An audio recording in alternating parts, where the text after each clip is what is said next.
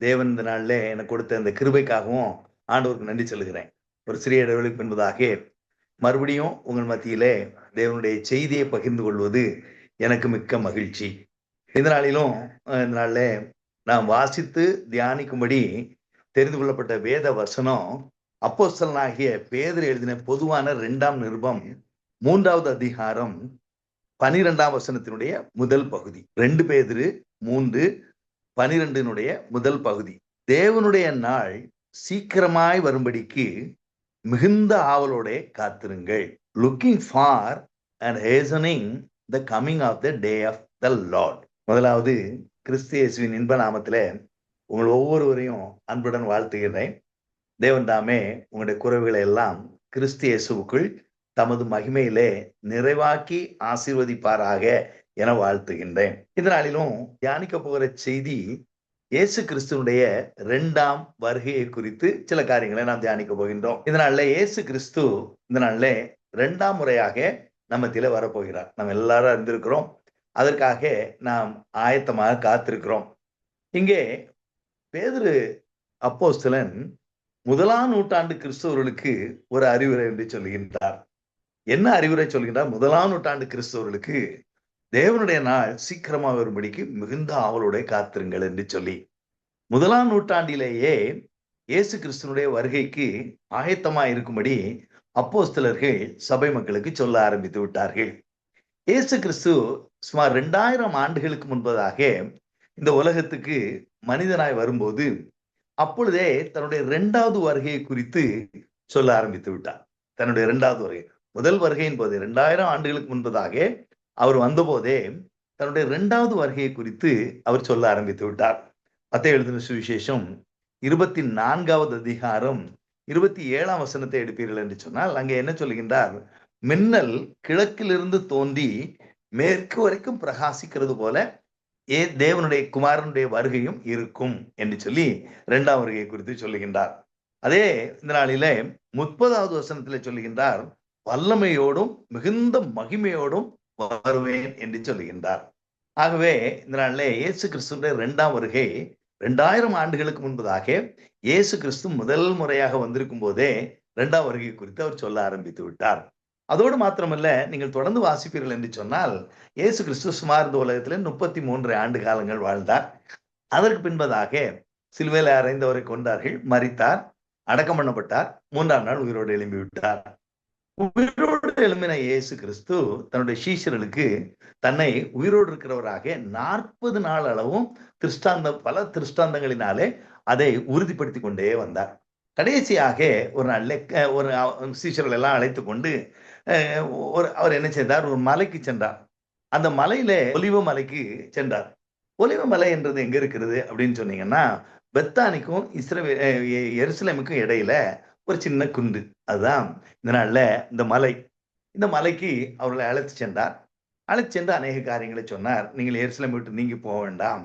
இந்த நாள்ல யோவான் உங்களுக்கு ஜலத்தினாலே ஞானஸ்நானம் கொடுத்தான், நானும் உங்களுக்கு ஆவியினாலே ஞானஸ்நானம் கொடுப்பேன் என்று சொல்லி அநேக காரியங்களை சொல்லிவிட்டு 8வது வசனத்துல என்ன சொல்லுவார் என்று சொன்னால், பரிசுத்தாவின் இடத்துல வரும்போது நீங்கள் பலனடைந்து எருசலேமிலும் யூதேயாவிலும் சமாரியாவிலும் உலகத்தின் கடைசி பரியந்தமும் எனக்கு சாட்சிகளாய் இருப்பீர்கள் என்று சொல்லுவார். அந்த வார்த்தை அவர் சொன்ன மாத்திரத்துல ஒரு மேகம் வந்து அவரை அப்படியே மேலே எடுத்துக்கொள்ள ஆரம்பித்து விடும். உடனே இவர்கள் எல்லாரும் வானத்தை அப்படியே அண்ணாந்து பார்த்து நின்று கொண்டிருப்பார்கள். அப்பொழுது வெண் வஸ்திரம் தரித்த 2 பேர் அவர்கள் பக்கத்திலே நின்று, கலிலேயராக மனுஷரே, ஏன் வானத்தை அண்ணாந்து இருக்கின்றீர்கள்? உங்களிடத்திலிருந்து இந்த இயேசுவானவர் எப்படி எடுத்துக்கொள்ளப்பட்டாரோ அப்படியே மறுபடியும் வருவார் என்று சொல்லி அவர்களுக்கு ஒரு வாக்கு கொடுத்தார்கள். எனக்கு அருமை, ஏன் கலிலேயராகிய மனுஷரே என்று சொல்லி அழைக்கிறார் என்று சொன்னால், அவருடைய 12 சீஷர்களிலே யூதாஸ் காரியத்தை தவிர மற்ற எல்லாரும் கலிலேயாவை சேர்ந்தவர்கள். ஆகவேதான் கலிலேயராகிய மனுஷரே என்று அழைத்து இந்த நாளிலே இந்த இயேசு மறுபடியும் உங்கள் மத்தியிலே வருவார் என்று சொல்லி அவர்கள் சொன்னார்கள். அதோடு மாத்திரமல்ல, நீங்கள் தொடர்ந்து பார்த்தீர்களால் இயேசு கிறிஸ்துவினுடைய வருகை எப்படியெல்லாம் இந்த நாளிலே சொல்லப்பட்டிருக்கிறது என்று சொல்லி நீங்கள் பார்த்து கொண்டே வரலாம்.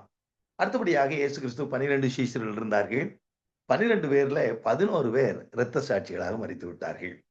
ஒரே ஒரு சீஷன் யோவான் மாத்திரம், அவன் பத்மு என்று சொல்லி ஒரு தீவுக்கு அவன் அனுப்பப்பட்டான். அந்த தீவிலே அவன் இருக்கும்போது, அதனால வெளிப்படுத்தின விஷயம் முதல் வசனத்துல வாசிக்கின்றோம். கடைசியாக சம்பவிக்க போகிற அநேக காரியங்களை இயேசு கிறிஸ்து அவனுக்கு வெளிப்படுத்திக் கொண்டே வந்தார். வெளிப்படுத்திக் கொண்டே வரும்போது அநேக காரியங்களை அவருக்கு சீக்கிரத்தில் சம்பவிக்க போற என்று சொல்லி சொல்லப்பட்டிருக்கும். சீக்கிரத்தில் சம்பவிக்க போற சில காரியங்களை அவர்கள் சொல்லிக் கொண்டே வந்தார். அப்பொழுது நீங்கள் வாசிப்பீர்கள் என்று சொன்னால், இதனால வெளிப்படுத்தின விசேஷம் 3ஆம் அதிகாரம் 11ஆம் வசனம், 22ஆம் அதிகாரம் 7ஆம் 12ஆம் வசனங்கள் எல்லாம் என்ன சொல்லுவார்? இதோ சீக்கிரமாக வருகிறேன், இதோ சீக்கிரமாக வருகிறேன் என்று சொல்லுவார். அந்த கடைசி புஸ்தகத்தினுடைய கடைசி வசனம் வந்து ஒரு வாழ்த்துதல் சொன்னது. அதற்கு முந்தின வசனம், அதுதான் கடைசி வசனம் என்று சொல்ல வேண்டும். அந்த வசனத்துல 20ஆம் வசனத்துல என்ன சொல்லுவார்? மெய்யாகவே நான் சீக்கிரம் வருகிறேன் என்று சொல்லுவார். மெய்யாகவே நான் சீக்கிரம் வருகிறேன் என்று சொல்லுவார். எனக்கு அருமையானவர்களே, ஆகவே முதலாம் நூற்றாண்டு கிறிஸ்தவர்களே தங்களுடைய நாளிலே இயேசு கிறிஸ்துவினுடைய வருகை இருக்கும் என்று சொல்லி ஆவலா எதிர்பார்த்தார்கள், ஆவலா எதிர்பார்த்தார்கள். எந்த அளவுக்கு அவர்கள் ஆவலா எதிர்பார்த்தார்கள் என்று சொன்னால், முதலாம் நூற்றாண்டு கிறிஸ்தவர்கள் ஒருவரை ஒருவர் வாழ்த்தும் போது அவர்கள் நம்ம சொல்லுகிறது போல பிரைஸ் தி லார்ட் அல்லது குட் மார்னிங் என்றெல்லாம் சொல்லுகிறது இல்லை. அவங்க ஒரு அரபிக் வார்த்தையில ஒரு வார்த்தையை பயன்படுத்துவாங்க. என்னன்னு சொன்னீங்கன்னா, அரமிக் வார்த்தை மொழியில ஒரு வார்த்தையை பயன்படுத்துவாங்க. என்னன்னு சொன்னீங்கன்னா, மாரநாதா அப்படின்னு சொல்லுவாங்க. ஒருத்தர் பார்க்கும்போது மாரநாதா என்று சொல்லி சொல்லுவாங்க. அப்படின்னா என்ன அர்த்தம்னா, இயேசு வருகிறார், இயேசு வருகிறார் என்று சொல்லி அவர்கள் முதலாம் நூற்றாண்டிலேயே இயேசு கிறிஸ்துவனுடைய வருகையை எதிர்பார்த்தார்கள்.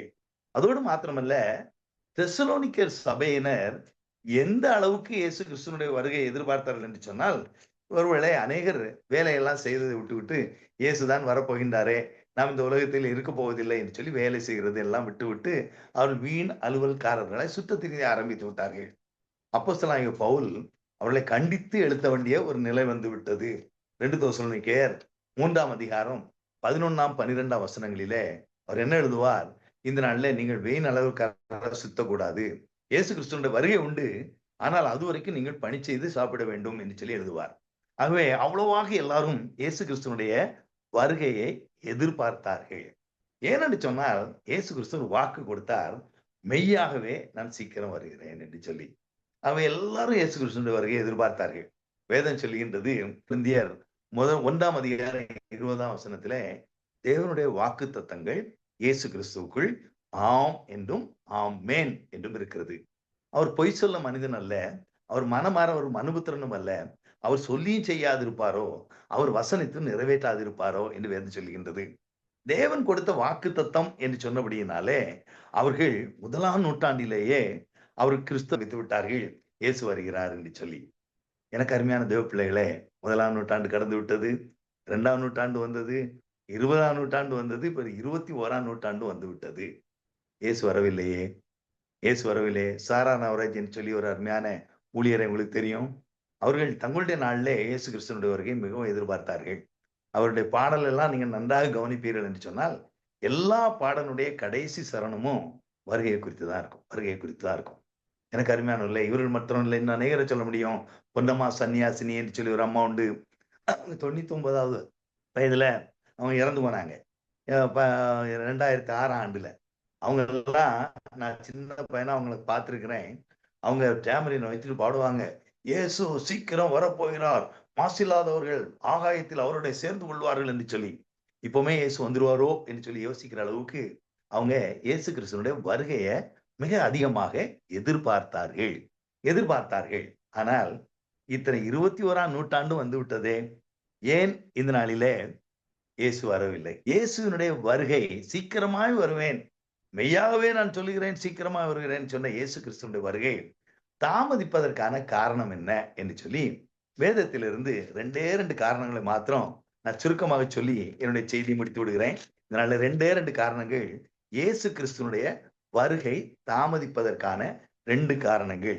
முதல் காரணம் எங்க சொல்லப்பட்டிருக்கிறது என்று சொன்னால், 2 பேதுருவின் புஸ்தகம் அதே 3ஆம் அதிகாரத்திலே 9ஆம் வசனத்திலே முதல் காரணம் சொல்லப்பட்டிருக்கிறது. என்ன சொல்லப்பட்டிருக்கிறது என்று சொன்னால், 2 பேதுரு 3:9, தாமதிக்கிறார் என்று சிலர் எண்ணுகிறபடி கர்த்தர் தமது வாக்கு தத்தத்தை குறித்து தாமதமாயிராமல் ஒருவரும் கெட்டு போகாமல் எல்லாரும் மனம் திரும்ப வேண்டும் என்று விரும்பி நம்மேல் நீடிய பொறுமை உள்ளவராயிருக்கிறார் என்று சொல்கிறார். முதல் இந்த நாள்ல இயேசு கிறிஸ்துவின் வருகை தாமதிப்பதற்கான முதல் காரணம் என்ன வேதம் சொல்கிறது என்று சொன்னா, நம்ம எல்லாரும் மனம் திரும்பிடணும். ஒருவரும் கெட்டு போவது தேவனுடைய சித்தம் அல்ல.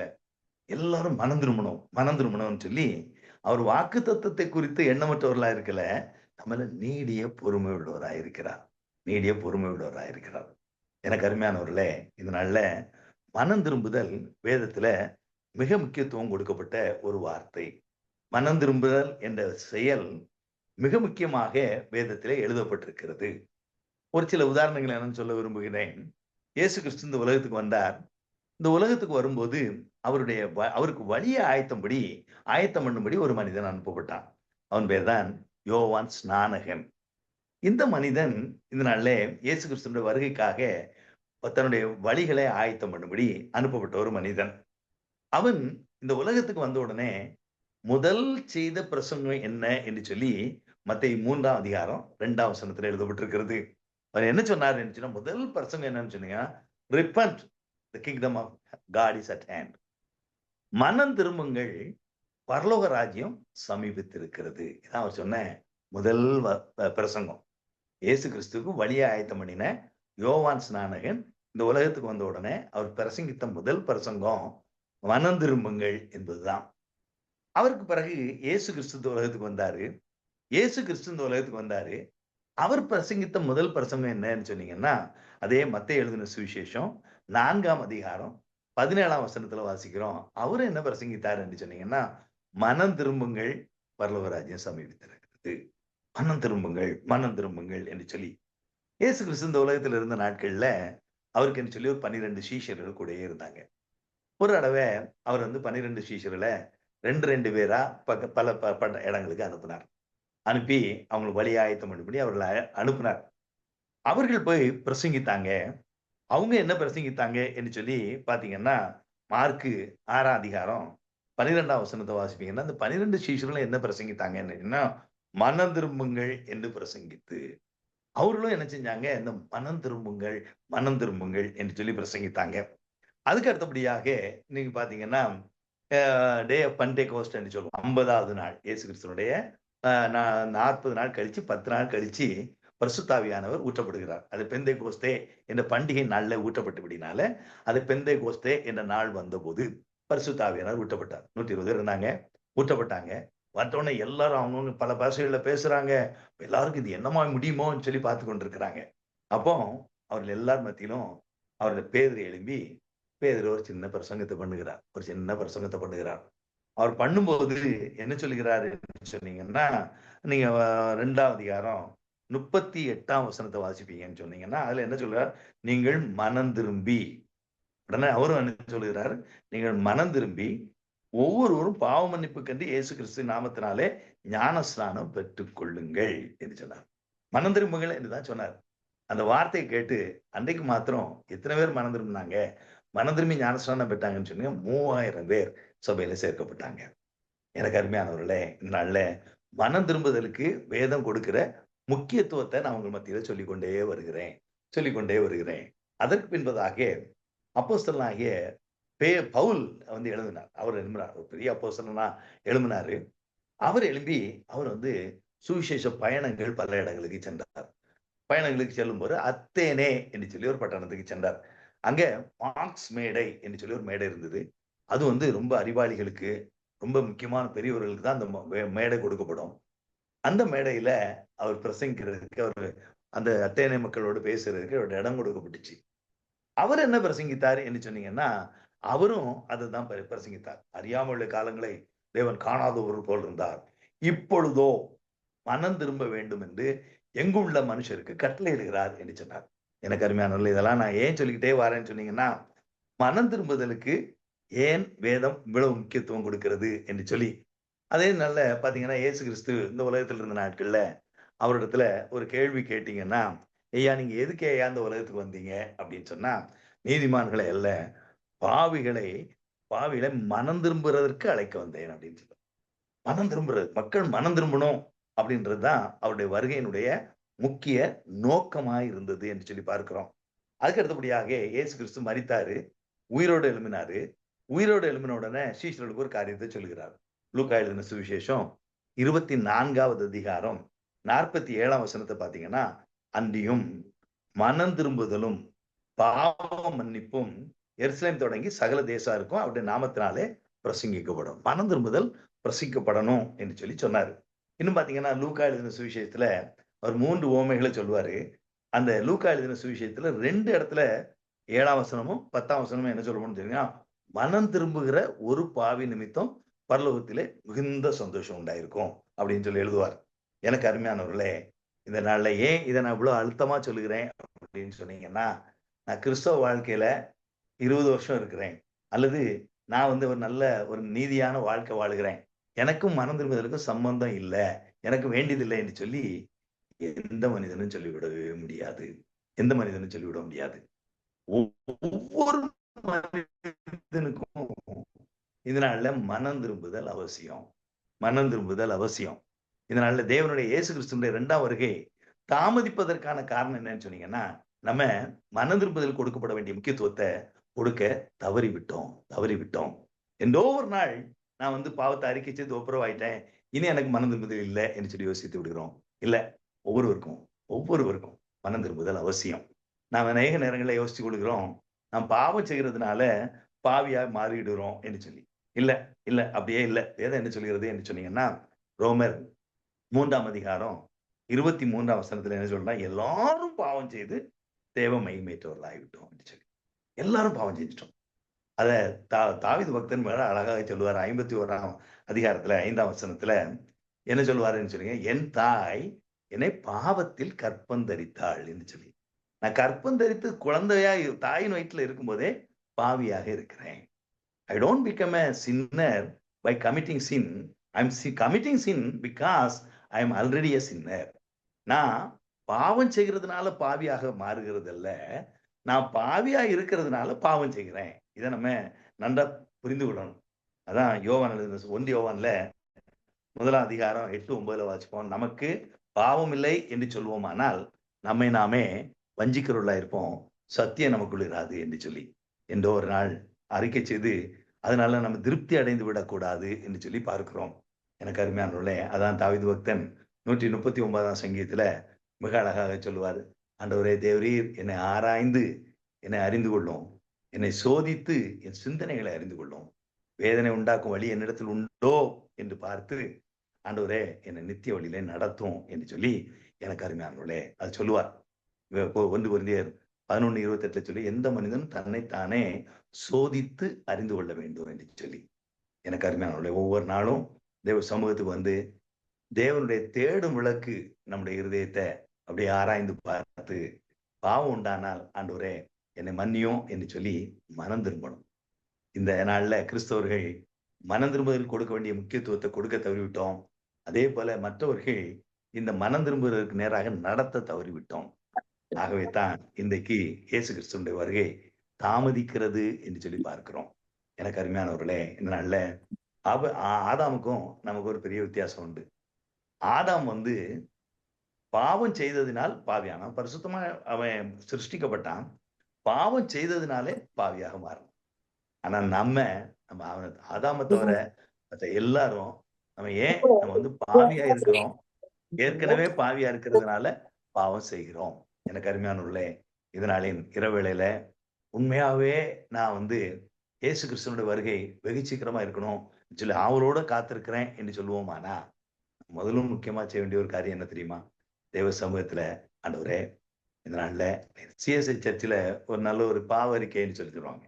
செய்யத்தக்காதவளை செய்தேன், செய்ய வேண்டியவளை செய்ய தவறிவிட்டேன். இந்த 2 காரியங்களையும் தேவ சமூகத்துல வந்து கிறிஸ்தவர்களாகிய நம்ம இயேசு கிறிஸ்துவனுடைய வருகை தாமதமே இருக்காது, வெகு சீக்கிரத்துல அமைந்து விடும்.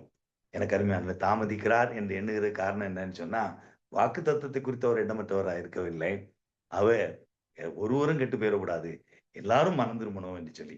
அவர் இவ்வளவு நாளும் இந்த மனம் திரும்புதலை குறித்து எண்ணமற்றவர்களாக இருந்திருப்பீங்க என்று சொன்னா, இந்த நாள்ல மனம் திரும்புவதற்கு நேராக நீங்க வரும்படி உங்களை அழைக்கிறேன். ஒருவேளை ஒரு சிலர் யோசிக்கலாம், மனம் திரும்புதல் என்ன என்று சொல்லி, ஏன் அதை நீங்க சொல்லலை அப்படின்னு சொல்லி. மனம் திரும்புதல் குறித்து நான் சொல்ல வேண்டியதே இல்லை, நம்ம எல்லாருக்கும் தெரியும். ஒரு சின்ன பையன் வருவேன், ஒரு சபையை சேர்ந்த ஒரு சின்ன பையன் ஒரு நாள்ல ஒரு ஆற்றின் கரையில ஒரு மரம் இருந்துச்சு. அந்த மரத்தடியில மத்தியான நேரத்துல அங்க முழங்கால் படிக்கிட்டு ஜெபிச்சு கொண்டே இருந்தான். சபை போதகர் அந்த வழியாக வந்தாரு. வந்த உடனே யோசிச்சாரு, என்னடா நம்ம சபையை சேர்ந்த ஒரு பையன் ஜெபிக்கிறானே என்று சொல்லி உடனே அவன் பக்கத்துல போனாரு. என்ன ஜெபிக்கிறான்னு சொல்லி கேட்டாரு. அந்த பையன் ஒரே ஒரு வார்த்தையை தான் சொல்லி ஜெபிச்சு கொண்டே இருந்தான். என்ன ஜெபித்தான் தெரியுமா? Lord 1 food lower. ஆண்டவரே ஒரு அடி மட்டும் இறங்கட்டும், ஒரு அடி மட்டும் இறங்கட்டும் என்று சொல்லி ஜெபித்து கொண்டே இருந்தான். ஐயர் குருவானவர் பொறுமை இழந்துட்டாங்க. முதுகுல தட்டி, தம்பி நீ என்ன செய்றா அப்படின்னு சொன்னாங்க. ஜெபிக்கிறேன் அப்படின்னு. யாருக்காக ஜெபிக்கிறா அப்படின்னு சொன்னான். அவன் சொன்னான், எங்க அப்பாவுக்காக நான் ஜெபிக்கிறேன் அப்படின்னு சொன்னான். அப்பாவுக்காக ஜெபிக்கிறேன் என்று சொன்னா ஒரே ஒரு வார்த்தையை தானே சொல்லிக் கொண்டே இருக்கிறாய் என்று சொல்லி கேட்டார். அவன் சொன்னான், ஆமாய்யா எங்க அப்பாவுக்காக தான் ஜெபிக்கிறேன். எங்க அப்பாவுக்கு மனம் திரும்புதல் என்றால் என்னன்னு தெரியும். ஏன் மனம் திரும்பணும், எப்படி மனம் திரும்பணும் எல்லாம் நல்லா தெரியும். எல்லாம் தலை அறிவில இருக்குது. ஆனா அந்த தலை அறிவில இருக்கிற இந்த காரியம் ஓர் அடி இறங்கி அவருடைய இருதயத்தின் அனுபவமாக மாறட்டும் சொல்லி. எனக்கு அருமையானவர்களே, கிறிஸ்தவர்களுக்காக இதனால ஒருவர் ஜெபிக்கணும் என்று சொன்னா இதான் நல்ல ஜெபம். எல்லாருக்கும் தலை அறிவில உண்டு, அது இருதயத்தின் அனுபவமாக மாறணும். இதான் என்னுடைய ஜெபம். இதான் இந்த நாள்ல அந்த பாரத்தோட தான் நான் உங்க மத்தியில பிரசங்கிக்கிறேன். எனக்கு அருமையானவர்களே, இவ்வளவு நாளும் மனம் திரும்புதலை குறித்து அல்லல் தட்டி இருப்பீங்க என்று சொன்னாங்க. இவ்வளவு பெரிதான ரட்சிப்பை குறித்து இந்த நாள்ல எண்ணமற்றவர்களா இருப்பீங்கன்னா நமக்கு தண்டனை உண்டு, தண்டனை உண்டு. ஆகவே இந்த கிடைக்கப்பட்ட இந்த நாள்ல மனம் திரும்புதலுக்கு நேராக நம்ம சென்று விடுவோம் என்று சொன்னா இயேசு கிறிஸ்துடைய 2ஆம் வருகை வெகு சீக்கிரத்தில் அமையும் என்பதிலே சந்தேகம் இல்லை. இரண்டாவதாக 2 காரணம் சொல்லுகிறேன் என்று சொன்னேன். இரண்டாவதாக மத்தேயு எழுதின சுவிசேஷத்துல 2வது காரணம் அங்க சொல்லப்பட்டிருக்கிறது. மத்தேயு இதனால 24வது அதிகாரம் 4வது அதிகாரம் 24வது அதிகாரம் 14ஆம் வசனத்துல அவரு தேவனுடைய வருகை தாமதிப்பதற்கான காரணத்தை சொல்கிறார். 14ஆம் வசனத்துல என்ன வாசிக்கிறோம்னு சொன்னீங்கன்னா, ராஜ்யத்தினுடைய இந்த சுவிசேஷம் பூலோகம் எங்கும் உள்ள சகல ஜாதிகளுக்கும் சாட்சியாய் பிரசங்கிக்கப்படும். அப்போது முடிவு வரும். அப்போது முடிவு வரும். ஏன் இயேசு கிறிஸ்துவினுடைய வருகை தாமதிக்கிறது என்று சொன்னா, கடைசி மகனுக்கு, கடைசி குடிமகனுக்கு இன்னும் இந்த மகிமையின் சுவிசேஷம் சென்றடையவில்லை, சென்றடையவில்லை. நாம் ஏனோ தானோ என்று வாழ்ந்து கொண்டிருக்கிறோம். இந்த மகிமையின் சுவிசேஷம் கடைசி திக்கு வரைக்கும் போகணும் என்றதுல நாம் ஏனோ தானோ என்று சொல்லி யோசித்துக் கொண்டிருக்கிறோம். ஆகவே தான் இந்த நாள்ல இயேசு கிறிஸ்துவினுடைய வருகை தாமதிக்கிறது என்று சொல்லி பார்க்கிறோம். எனக்கு அருமையானவர்களே, இந்த நாள்ல இயேசு கிறிஸ்து இந்த உலகத்துல வாழ்ந்தார். 33 ஆண்டுகள் வாழ்ந்தார். சிலுவையில இறந்தாங்க. அவர் வெற்றி முழக்கம் இட்டார். வெற்றி முழக்கம் முடிந்தது, இட் இஸ் பினிஷ் என்று சொல்லி ஒரு வெற்றி முழக்கம் இட்டார். அந்த வெற்றி முழக்கம் இட்ட உடனே அவங்க என்ன வெற்றி முழக்கம் எல்லாம் முடிந்தது என்று சொன்னாங்க. ஆனா முடிந்தது என்று சொன்ன ஆண்டவர் உயிரோடு எழும்பின உடனே சீஷர்களிடத்துல ஓடி போய், நீங்கள் புறப்பட்டு போய் எங்கு தெரிந்து சுவிசேஷத்தை பிரசங்கியுங்கள் என்று சொன்னார். மனுக்குலத்தின் ரட்சிப்புக்கான காரியத்தை அவர் செய்து முடித்து விட்டார். முடித்துவிட்டு வெற்றி முழக்கம் விட்டு விட்டார், முடிந்தது என்று சொல்லி. ஆனால் இந்த மகிமையின் சுவிசேஷம் கடைசி திக்குவரைக்கு செல்வதற்கு ஒரு பெரிய பொறுப்பை நமக்கு கொடுத்திருக்கிறார். நான் யோசிக்கிறது உண்டு, ஏன் இந்த பொறுப்பை ஆண்டவர் மனிதனுக்கு கொடுத்தார்?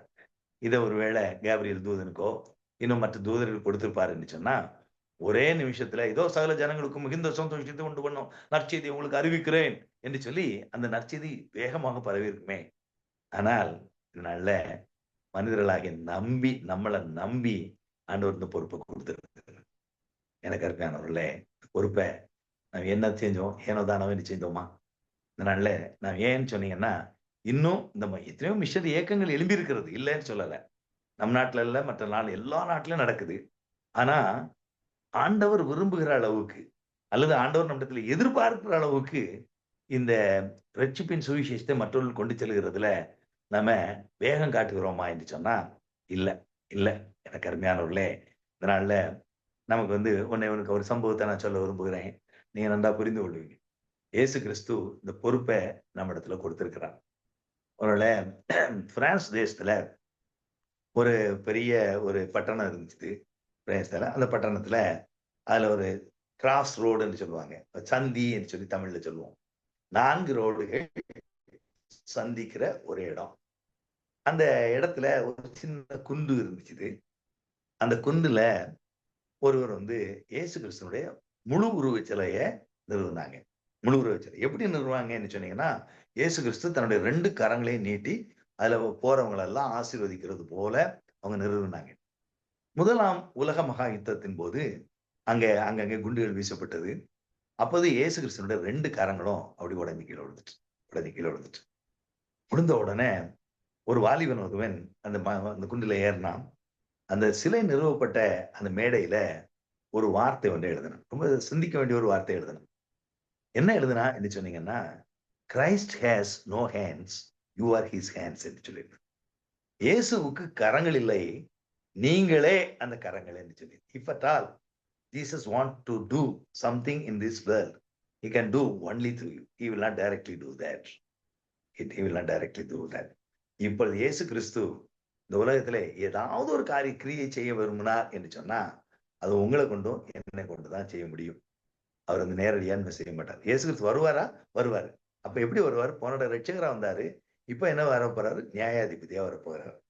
அதனால இந்த மகிமையின் சுவிசேஷத்தை கடைசி தீக்கு வரைக்கும் கொண்டு போகிற ஒரு பெரிய பொறுப்பு நம்ம இடத்துல உண்டு. நம்ம இடத்துல உண்டு. அதை மறந்து விடவே கூடாது. எனக்கு அருமையானவர்களே, ஒரு தேவனுடைய மனிதன் இவ்வாறு சொன்னார், the church is the only society on earth which exists for the benefit of its non-members என்று சொன்னார். ஐயா, சபை என்ற ஒரே ஒரு ஸ்தாபனம் தான் அதுல சபையில அங்கத்தினர்கள் அல்லாதவர்களுக்காக செயல்படுகிற ஒரு சங்கம் என்று சொன்னார். நீங்க வந்து லேபர் யூனியன் சொல்லுவாங்க. லேபர் யூனியன்ல என்ன சொல்லுவாங்கன்னு சொன்னீங்கன்னா, உடனே அவங்க அதுல மெம்பரா இருக்கணும். நான் வந்து சென்ட்ரல் கவர்மெண்ட்ல இருந்தேன். எங்களுக்கு ஒரு அசோசியேஷன், ஆபீசர்ஸ் அசோசியேஷன் சொல்லி உண்டு. அந்த ஆபீசர்ஸ் அசோசியேஷன்ல எனக்கு ஒரு ஒரு ஒரு ஒரு தீங்கு சொல்லப்படுகிறது அல்லது எனக்கு அநீதி வந்து செய்யப்படுகிறது என்று சொன்னா, நான் அவங்ககிட்ட ஓடுறேன், ஓடி போய் சொல்லுகிறேன், எனக்கு இப்படி ஆயிட்டு அப்படின்னு சொல்லி. வெரி ஃபர்ஸ்ட் கொஸ்டின் என்ன கேட்பாங்க, are you member of this association அப்படின்னு சொல்லுவாங்க. நீங்க ஒரு இதுல அங்கத்தினர்களா என்று சொல்லி கேட்பாங்க. நான் அங்கத்தினர்கள் என்று சொன்னா அது தங்களுடைய பிரச்சனை போல எடுத்து செயல்படுவாங்க. அங்கத்தினர் இல்லை என்று சொல்லிவிட்டா இது எங்களுக்கும் எங்களுக்கும் இல்ல, நீங்க இது வந்து அங்கத்தினருடைய நன்மைக்காக செயல்படுகிறது என்று சொல்லி விடுவாங்க. ஆனா சபை அப்படிப்பட்டதல்ல, கிறிஸ்தவம் அப்படிப்பட்டதல்ல. நம்ம எதற்காக செயல்படணும் சொன்னீங்கன்னா, இன்னும் சபைக்குள்ள வரல பாருங்க, அவங்களுடைய நன்மைக்காக செயல்படும். அதுதான் சபைக்கும் மற்ற இயக்கங்களுக்கும் உள்ள வித்தியாசம்.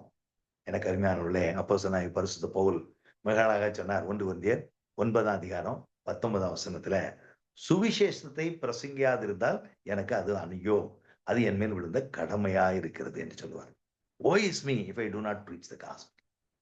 எனக்கு ஐயோ என்று சொல்லி அவர் செய்வார். அதனால IMS NMS இந்த ரெண்டையும் ஸ்தாபித்த பிஷப் அசரியா அவர்கள் எந்த ஆலயத்துக்கு போனாலும் ஒரு காரியத்தை சொல்லுவாராம். கிறிஸ்தவர்கள் பேசும்போது அவங்களுடைய வலதுகையை உங்க தலைமையில வைத்துக் கொள்ளுங்க அப்படின்னு சொல்லிட்டு சொல்லுவாராம், சுவிசேஷத்தை பிரசங்கியாது இருந்தால் எனக்கு ஐயோ என்று சொல்லி எல்லாரும் அறிக்கையிடுங்க என்று சொல்லுவாராம். எனக்கு எவ்வளவு உண்மையான ஒரு காரியம் பாருங்க. நம்ம எண்ணமற்றவர்களா இருக்கிற யாருக்கோ வந்தது போலன்னு சொல்லி யோசிக்கிறோம். இது வந்து கொடுக்கப்பட்ட ஒரு கட்டளை.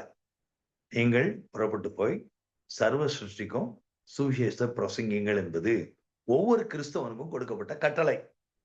இதை வந்து நம்ம என்ன சொல்லலாம், தெய்வீக கட்டளை, கிரேட் கமிஷன் என்று சொல்லுவாங்க.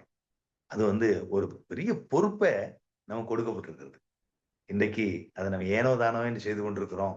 எனக்கு என்ன, என் குடும்பம் இருக்கு போதும் அப்படின்னு சொல்லி நம்ம சுத்தி கொண்டே இருக்கிறோம். இன்னும் அந்த அந்த மகிமையின் சுவிசேஷத்துக்கு ஒளி தெரியாம இருள வாழ்ந்து கொண்டிருக்கிறாங்களே ஒரு கூட்டம். அவங்களுக்கு யார் சொல்லுவா? தம்பி என்னை இன்ட்ரோடியூஸ் பண்ணும்போது எவனேசர் தம்பி சொன்னாங்க, இதனால 3 காடுகள் 3 மாநிலங்களிலும் பரவி இருக்கிற காட்டு பகுதியில ஒரு ஜனங்கள் வாழுகிறாங்க, ஜனு குறும்பா என்று சொல்லி. அவர்கள் மத்தியில யார் பிரசங்கிப்பா? எனக்கு அருமையானவர்கள், இதே போல அநேக மற்ற மாநிலங்கள்ல இருளில வாழ்கிற ஜனங்கள் இருக்கிறாங்க. அவங்கள வெளிச்சத்துக்குள்ள கொண்டு வருகிற ஒரு பெரிய பொறுப்பு உண்டு உண்டு. நீங்க இந்த நாள்ல இந்த மகிமையின் இயேசு கிறிஸ்துடைய 2ஆம் வருகை வெகு சீக்கிரத்துல இருக்கணும் அப்படின்னு சொன்னீங்கன்னா, அநேக வாலிபர்கள் என்னை கேட்டுக்கொண்டிருப்பீங்கன்னு சொன்னா, you can go as a missionary. நீங்க மிஷனரியா போகலாம். அதனால ஏசாயா 6:8 இதா ஒரு சத்தம் ஒரு கேக்குது, யாரை நான் அனுப்புவேன், யார் என் காரியமாய் போனார். ஆண்டவர் வந்து ஏசாயா நீ போவாயா என்று சொல்லி கேட்கல, யாரை பொதுவான ஒரு அழைப்பு கொடுத்தார். உடனே ஏசாயா என்ன சொன்னா, நான் போகிறேன், என்னை அனுப்புவேன்னு சொல்லி. எனக்கு அருமையானவர்களே, இந்த நாள்ல ஆண்டவர் உங்களுடைய தனக்கே உரித்தான அமர்ந்த மெல்லிய சத்தத்துல செயல்படுவார் என்று சொன்னா, நீங்க செய்ய வேண்டியது என்னன்னு சொன்னீங்கன்னா, நீங்க வாலிபர்கள் எதற்காகவோ தங்களுடைய ஜீவனை கொடுக்கிறவங்க, இயேசு கிறிஸ்துவுக்காக நான் வருகிறேன் என்று சொல்லி ஏதோ ஒரு இயக்கத்துல இணைந்து மிஷனரியாக செல்லுங்கள். கர்த்தர் உங்களை மிக வல்லமையா பயன்படுத்துவார். இதனால இங்கிலாந்து தேசத்துல இருந்து இப்படிப்பட்ட மிஷனரிகள், நன்றாக படித்த ரேகலண்ட், அதே போல கால்டுவெல், போப், இப்படிப்பட்ட படித்தவர்கள் இந்த நாளுக்கு வரலன்னா இன்னைக்கு நம்ம என்ன செய்து கொண்டிருப்போம்? நான்லாம் கண்டிப்பா ஏதோ ஒரு பலமரத்துல ஏறி கிடந்திருப்பேன். எனக்கு அருமையானவர்கள, இந்த நாள்ல நம்ம எல்லாம் இன்னைக்கு இவ்வளவு நல்லா ட்ரெஸ் பண்ணி இவ்வளவு நல்லா சம்பாதிச்சு இவ்வளவு வாழ்றோம் சொன்னா, அன்னைக்கு கிறிஸ்துவ நம்ம மத்தியில கொண்டு வந்தாங்க. அதே போல யாராவது கர்த்தர் நாள்ல நான் பேசிக் கொண்டிருக்கும் போது தனக்கே உரித்தான அமர்ந்த மெல்லிய சத்தத்தோடு உங்களை இடைவிடுவா, நீ உடனே தம்பி எபனேசரை கான்டாக்ட் பண்ணுவீங்கன்னு சொன்னா, ஏதோ ஒரு இயக்கத்துல ஜெம்ஸா இருக்கலாம், அல்லது ஏதோ ஒரு இயக்கத்துல நீங்க மிஷனரியா போய் பணியாற்றும். இதனால சுமார் 20 ஆண்டுகளுக்கு முன்பாக மிஷனரி பணிக்கு எத்தனை பேர் தமிழ்நாட்டில இருந்து ஓடி வந்தாங்களோ அதுல 1% கூட இன்னைக்கு வரவில்லை என்று சொல்லி துக்கத்தோட உங்களோட பகிர்ந்து கொள்வேன். எனக்கு அருமையானவர்களே, முதலாவது you can go as a missionary.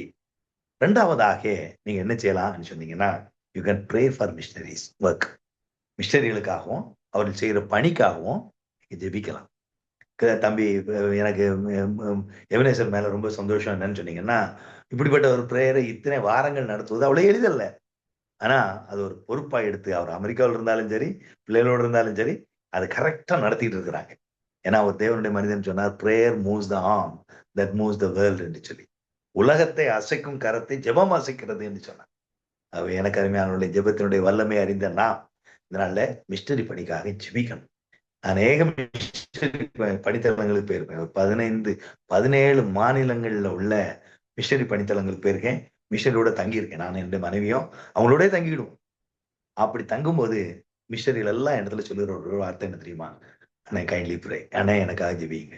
ஜெபிங்க. எனக்கு பொருள் வேணும், சம்பளம் காணும், எதுவுமே பேசுறது இல்லை. ஜெபியுங்கள், ஜெபியுங்கள், ஜெபியுங்கள். அதனால சில மிஷனரி சொல்லுவாங்க, நான் இன்னைக்கும் அங்க இருக்கிறோம்னா இந்த ஜெபம் தானே காரணம் அப்படின்னு சொல்லி. எனக்கு அருமையான 2வது ஒரு முடிவு எடுக்கலாம். நீங்க நான் ஜெபிப்பேன் என்று சொல்லி அடுத்தாப்புல நீங்க வந்து you can give for missionary work. Missionary போலிங்க. இதனால ஆலய கட்டுமானம், நம்ம நம்ம ஆலயத்தை எக்ஸ்டெண்ட் பண்றது, இன்னும் இப்படிப்பட்ட காரியங்களுக்காக கொடுக்கிற அநேகர் இருக்கிறாங்க. ஆனா நான் நல்ல நான் ஒரு கிட்டத்தட்ட 50 ஆண்டுகள் மிஷனரி பணியில இருக்கிறேன். நான் கண்டுகொண்ட உண்மை என்ன தெரியுமா? கிறிஸ்தவர்கள 10% தான் மிஷனரி பணிக்காக கொடுக்கணும்னு சொல்லி கொண்டு வருகிறாங்க. அவங்கள நீங்களும் ஒருவர், நீங்களும் ஒருவர். மிஷனரி பணி ஒரு தேவை உள்ள ஒரு பணி. 25 ஆண்டுகளாக ஒரு சபையை ஆரம்பித்து நடத்தி கொண்டிருக்கிறோம். அது செல்ஃப் சப்போர்ட்டிங் சர்ச்சாக மாறல. இதே இது நான் பாளையங்கோட்டையில் ஒரு சபை ஆரம்பிப்பேன்னு சொன்னா, அடுத்த வருஷமே செல்ஃப் சப்போர்ட்டிங் தன்னுடைய காரியங்களை பார்த்துக் கொள்ளுகிற சபையாக மாறிவிடும். ஆனால் அது அங்க இல்லை. அதனால எனக்கு அருமையானவர்களே, நீங்க கொடுக்கணும். கடைசியாக நான் சொல்லுகிறேன், நீங்க மிஷனரி அனுப்புறதோட திருப்தி அடைந்து விடக்கூடாது. நீங்க இங்க ஆத்துமா ஆதாயர்களாக மாறணும். நீங்க இருக்கிற இடத்துல கிறிஸ்துவ நீங்க பிரசங்கிக்கணும். ஏதோ மிஷனரி அனுப்பிட்டேன், மிஷனரி ஊழியத்துக்காக பணம் கொடுக்குறேன், மிஷனரி பணித்தளங்களுக்கு போகிறேன், இதுல திருப்தி அடைந்து விடாதுங்க. கடைசியா ஒரு ஆத்துமாவை இயேசுவின் பக்கமாக நடத்துறது எப்பொழுது? யோசிச்சு பாருங்க. கடைசியா இயேசுவின் அன்பை நான் நேரடியாக சொன்னது எப்போ அப்படின்னு சொல்லி யோசிச்சு பாருங்க. எனக்கு அருமையானவர்களே, everybody cannot become an evangelist, but every one can become a soul winner. எனக்கு அருமையானவர்களே, இயேசுடைய அன்பை அறியாம துக்கத்துல என்னைக்கு தற்கொலை பண்ணிக்கொள்ளலாம், என்னைக்கு இது செய்யலாம்னு சொல்லி துக்கத்தோடு அலையிறவங்க உங்களுடைய அலுவலகத்தில் உண்டு, உங்களுடைய பள்ளி மாணவர்கள் உண்டு, உங்களுடைய நெய்பர்ஸ் உண்டு. இவர்களுக்கெல்லாம் சுவிசேஷத்தை எடுத்து செல்கிற ஒரு பெரிய பொறுப்பு உண்டு. மிஷனரி பணிக்கு நீங்க செய்கிற உதவிக்காக ஆண்டவர் நன்றி செலுத்துகிறேன். ஆனா அது ஆத்தும ஆதாய பணிக்கு சப்ஸ்டிடியூட் அல்ல, அது ஒரு மாற்று அல்ல. முதல்ல முக்கியமா நீங்க ஒரு ஆத்தும ஆதாயர்களா இருக்கணும். எனக்கு அருமையானவர்களே, இந்த 5 காரியங்களையும் நம்ம செய்திருவோம் என்று சொன்னா கண்டிப்பா இயேசு கிறிஸ்துடைய சுவிசேஷம் கடைசி வரைக்கும் சென்று விடும். கடைசி வரைக்கும் சென்று விடும் என்று சொன்னா நீங்க வெகு சீக்கிரத்துல இயேசுவே இருக்கும் என்பதுல முதலாவது மிஷனரியா போகலாம். 2வது மிஷனரி ஊழியத்துக்காக உண்மையுத்தமா ஜெபிக்கலாம். 3வதாக மிஷனரி ஊழியத்துக்காக நீங்கள் முடிந்த அளவு கொடுக்கலாம். 4வதாக மிஷனரி ஊழியத்துல உங்களால் முடிந்த அளவுக்கு நீங்கள் இன்வால்வ் பண்ணலாம். 5வதும் கடைசியுமா, நீங்க ஆத்மா ஆதாயர்களா இருக்கணும். ஆத்மா ஆதாயர்கள் உங்களோட பக்கத்துல உள்ளவர்களுக்கு நீங்க தான் பொறுப்பு. அதுக்கு ஒரு மிஷனரி அனுப்பி அவர் வந்து சுவிசேஷம் சொல்ல மாட்டார். நீங்க தான் செய்யணும். இந்த 5 இந்த காரியங்கள் நீங்க செய்வீங்கன்னு சொன்னா, இந்த மகிமையின் சுவிசேஷம் வெகு சீக்கிரத்துல எல்லாரையும் எட்டிவிடும். இதோடு மாத்திரம் இல்ல, மனம் திரும்புதல் கொடுக்க வேண்டிய முக்கியத்துவத்தை நீங்க கொடுத்து விடுவீங்கன்னு சொன்னா, நம்முடைய வாழ்நாள்ல இயேசு கிறிஸ்துவினுடைய வருகை இருக்கும். அதுல எந்த வித சந்தேகமும் இல்லை.